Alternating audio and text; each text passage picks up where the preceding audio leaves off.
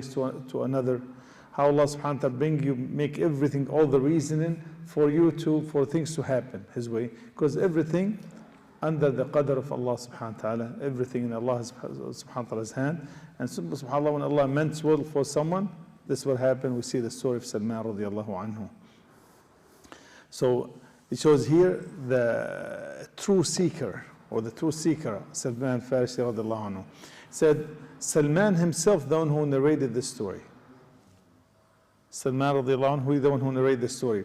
See, he was a young man from Asbahan. Asbahan, the city in the middle of Iran nowadays, and the Bilad Faris, Persia at that time, and in a village called Jayyan. So the city, the county, or the district, or they call the county, Asbahan, and Jayyan, the city, and his father was the mayor. His father was the mayor of the city, and he was the richest guy there, his father, subhanAllah. And he really had a lot of respect among the community, and his son Salman was one of the most beloved person to him. He loved his son the most among all the kids, the family, everything, subhanAllah. And he said he loved me so much to the point he said I was not allowed to leave the house. He kept me in the house. He was so worried about me. He said like a girl became, like he said, I'm not allowed to leave. Then that's the way they treated him, subhanAllah. And then he said, I was basically strive with the Majusiyya. Majusiyya, this kind of believe they worship either the sun or the fire. The famous thing is the fire. This fire worshipper. And he said, then I became like in charge of the fire, because the fire is not supposed to go off, has to be on all the time, right? So he's in charge, radiallahu anhu. And he gave this responsibility, he was given this responsibility, subhanAllah. And he said, my father has like a huge farm outside town, and he used to go there every day or take care of it, his father himself. So one time my father became busy, he said, so he sent me there. He said, go there, take care of the farm, do what you're supposed to, what I used to do. And in my way there, he said, I saw a church, Christian, regular church, subhanAllah. Then I heard them, subhanAllah, got my attention. I heard them making their salah. So I got attracted by it, subhanAllah. And I entered. He said, I entered the church. Now he's a fire worshipper. He heard some different, totally different, and he liked the Christianity, subhanAllah. And I liked the way they were making salah, they make dua. So subhanAllah, he said, Wallahi, this is better than worshiping the fire. It's not much better, subhanAllah. Of course, the Christianity at that time used to be the pure one, the real one, not the corrupted one. So he said, Wallahi, this is the right deen. This is totally different and better. So I was there from the morning all the way till sunset, till Maghrib. Then I went back home. I didn't do anything what my father told me to do. So what did you do? So I was young man. He said, well, this is what happened. On my way there, I got to a church. Really, I think they have some good deen, much better religion than ours. I mean, believe me, oh father, he was a genuine child. So he said, really, I liked what I heard. I think better than our deen. And he said, my father became like, he said, paranoid. He said, no way, our deen is much better. Don't go there. You're not allowed to go there. Then he chained him and put him in the house. He put something chained around his leg, so he's not allowed to leave. So then he said, when I get a chance, I sent someone to the church. He said, whenever, and he told me, he said, before that, he told him, where is this deen started? They told him in Sham. Sham, which is now Syria, Palestine, Lebanon, and Jordan. He said, in Sham, they told him. So he said, he sent a message to the monk or the guy in charge there. He told him, whenever you get a chance for any caravan going to Sham, let me know, I want to go there. To Sham, to the core. He said, I'm going there. So within no time, he said, he got the message, there's someone going to Sham. And he said, I managed to free myself from the chain and leave, subhanAllah. I went like hidden, I went to Sham right away, subhanAllah. When I went there, they told me about the man there. He said, he's not as the level of priest, he's higher than priest and less than bishop, right? I think they call him monk. So this levels, I think priest, monk, and bishop, if I'm not mistaken. So He said he was a monk. I went there. He was in charge of the Kanisa, the church. So I asked him, I said, I want to know about Christianity. I want to learn all about, I'm here to serve you and learn from you. And this is usually something common for someone to be sent to the church. And back in like the kids, they used to go to Rasul Sallallahu Alaihi Wasallam to teach them and so on. And the scholars and so on. He said, okay, go ahead. And he said, I start serving him. And subhanAllah, within no time, I found out he's one of the worst people you can meet. Very bad guy. He said, people give him charity, he encouraged people for charity, and he used to take all the money, never give it to a poor or needy. He kept all the money. And he hid all this in buckets. Right? And subhanAllah, till he had 7 of them, 7 full, huge buckets there, and all full of gold, subhanAllah. And so I hated him. He said, I don't want to be with him. Then subhanAllah, he died. So the whole city came for his funeral. And Salman told me, you know what, this guy is not good. He told the people. He said, how did you know? He said, he used to encourage you for sadaqah and charity and so on, but he used to take it for himself. So how do you know? He said, come on with me. He showed him where he have hid the buckets, all of them, somewhere. Then he said, Wallahi, we're not going to bury him. They put him on a cross and they start stoning him when he's dead. While he's dead, yeah. So then within no time, subhanAllah, they assigned another man to be in charge, another monk there.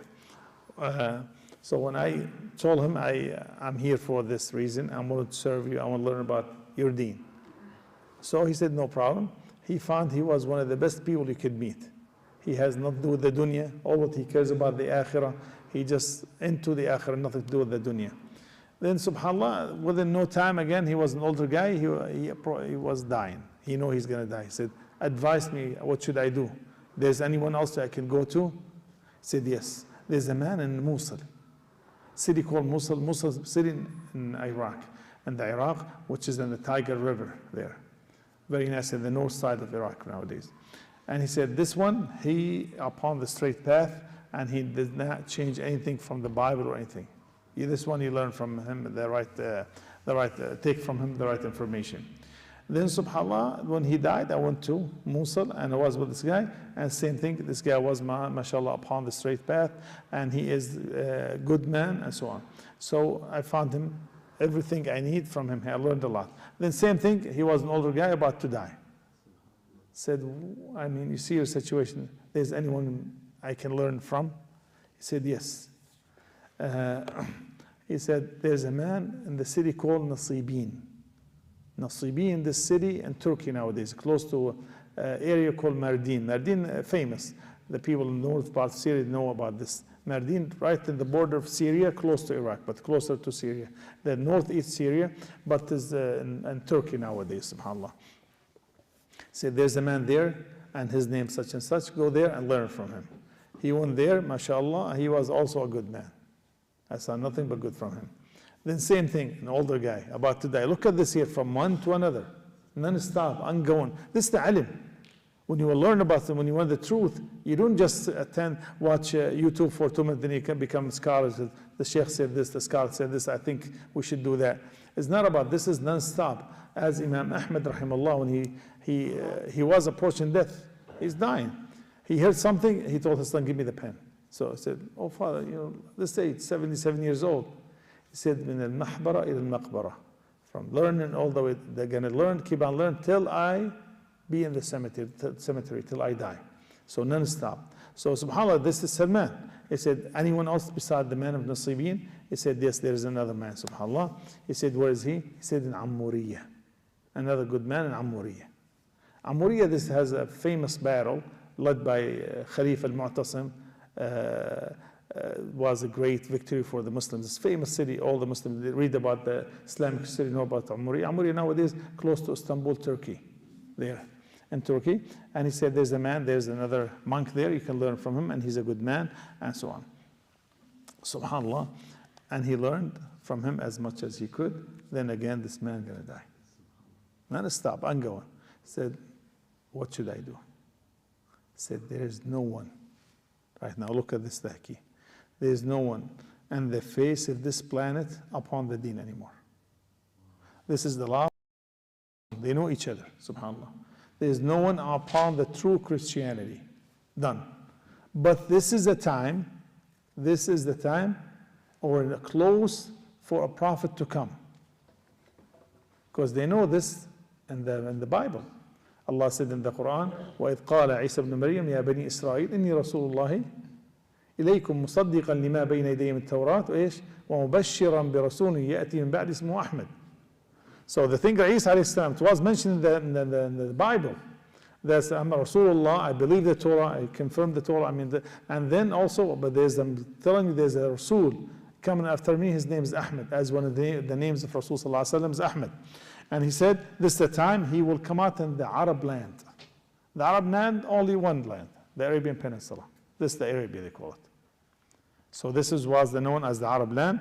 There's a Nabi, a prophet will be coming then, at that time. He followed the deen of Ibrahim, alayhi salam, and he said, then he will migrate from his town, mashallah, from his town to another town. Will he migrate from Mecca to Medina? And the land is between Harratain. There's two mountains full of stones. And so, like he described the Medina. He said he will accept the hadiyah, the gift, and he will not take charity.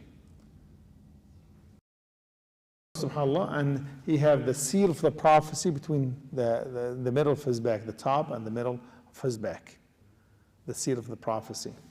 If you are able to go there and follow him, to be among his followers, you should do so. And subhanAllah, then the man died, the monk here, and he went. He want to go to that place. He didn't know what is it exactly. He described the place. He know he's going to migrate from one place to another, but he doesn't know where is it. But he knows in the Arabia somewhere. So subhanAllah, he saw some group of Arab merchants. Arab merchants, they were between Sham and Mecca and so on. Qabila from a tribe called Kalb, Bani Kilab and so on. So then he asked them, he said, I give you all the things I have. He have cows, sheep, and everything else to pay them. Can you take me to somewhere area in the Arabia somewhere? SubhanAllah. He said, yeah. You will go to the Arab land. Arab land, and the most famous one was Mecca and Medina. So those people said, no problem. So they took the cows and the sheep. In the middle of the way, they got him and they sold him as a slave. He said, come here. He's Arab. So they sold him, that tribe. They sold him to a different tribe.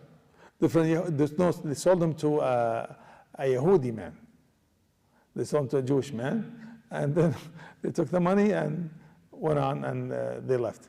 So the Yehudi man sold him to another Yehudi man. The Yehudi man have to happen, he going to Yathrib. Yathrib, the old name for Medina. SubhanAllah, this is, you see the plans of Allah subhanahu wa ta'ala. He took from there to Yathrib, he's there. He working for him as a slave. Imagine what his father was, the Mir, the richest guy, the most honorable guy, now he's a slave. As you know, slavery has nothing to do with color back in the days. Anyone could be turned to a slave within no time. So, subhanAllah, he got him a slave, he became a slave. And he to work, then he stopped working. And he was working for the Yehud guy, and then he heard about the Prophet. There's a Prophet, he invited his people to Islam, or to his deen, but he has no time. No energy, nothing, just because he's exhausted working. He didn't know what to do, working for Allah, described him to be a slave, subhanAllah. Then, suddenly, subhanAllah, I was on top of the palm tree, getting the date. He said, I heard my master saying, and they said, someone telling him, he said, قاتل الله بني قيل, may Allah destroy the Aus and the Khazraj, the two tribes of Medina. They call them Bani Qila as they criticizing them.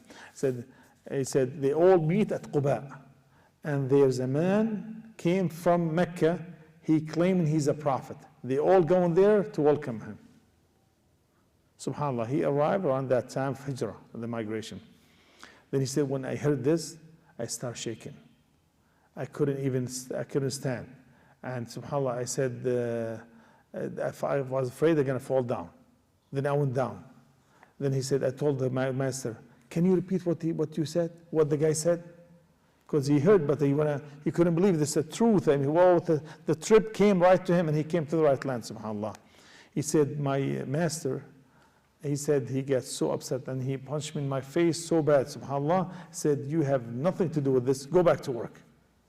Of course, he didn't care, subhanAllah. In the evening, he collected some dates, Salman, he got some dates, and he went to the Masjid Quba immediately. No, it doesn't waste time. He went there and he met Rasul sallallahu alaihi wasallam.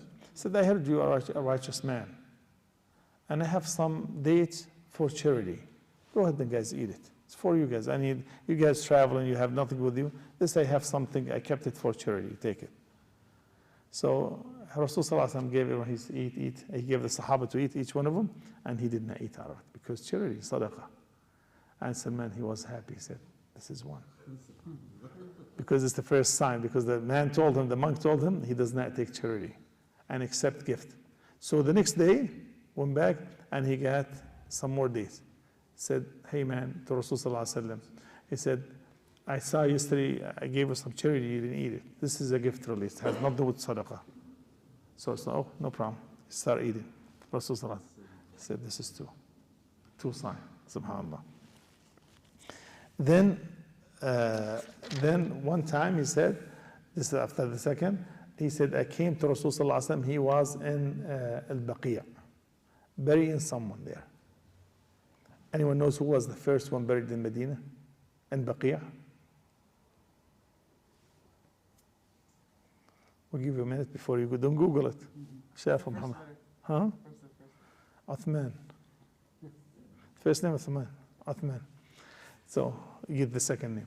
So it's Uthman ibn Mad'un. So he said in Janazah. Then when the Rasul sallallahu alaihi wasallam had like, in a way, something looked like two towels or two like sheets wrapped around him. And he said he wanted to see the seat of the Prophet. He was looking up there. Like this, he was like trying to reach out, subhanAllah. Then Rasul sallallahu alaihi wasallam told him, here, that's what you're looking for. He knows, subhanAllah. Then he said, I know this is the Prophet. He said, they jump on him, start kissing him, crying, want to kiss his hand, feet, everything. So he said, subhanAllah. He said, what's wrong? Why are you doing this, Rasul sallallahu alaihi wasallam? Then he told him his story, subhanAllah. Then Rasul sallallahu alaihi wasallam, he liked his story. He told him, okay, sit and tell it to the Sahaba. Say to the Sahaba. Subhanallah, radiyallahu anhu ajma'in. And he was so happy with the story of Salman, radiyallahu anhu. And this is the part of that said only a few things, like stories from the life of Sahaba, not all the stories. We made a couple khutbahs about Salman, radiyallahu anhu. So a lot more to say about Salman, radiyallahu anhu. And each Sahabi here, there's a lot more what to say, but at least you have an idea who are the